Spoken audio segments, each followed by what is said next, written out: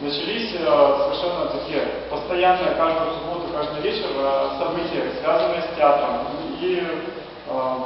и текстами, да, театральными, читками, да, то есть спектакли, читки спектаклей. Меня поразило то, что есть люди, которые действительно занимаются современным театром и как бы современными какими-то смыслами и касаются того, что, чем люди живут сейчас.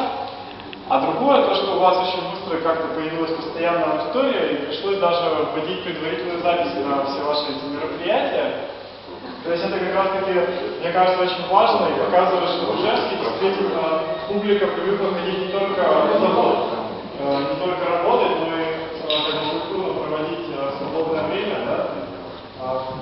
И, кстати, у вас там есть театр завода, и очень многие заводы участвуют, и то есть это замечательная организация, место, и молодцы, хочется сказать про вас как про актеров. Вот. И давайте тогда вот от визиток, может быть, мы сейчас как бы какие-то предложения накидаем.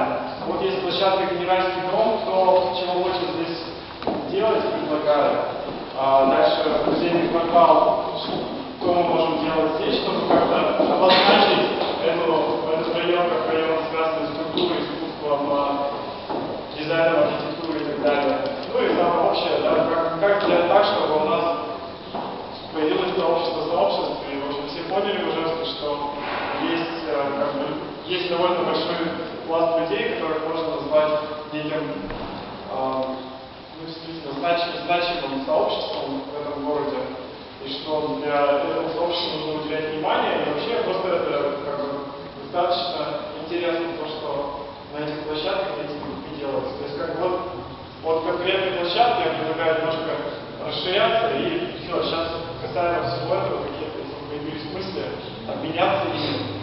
И это вот результат сегодняшней встречи. Я думаю, вы познакомились, и вот должны что-то наметить.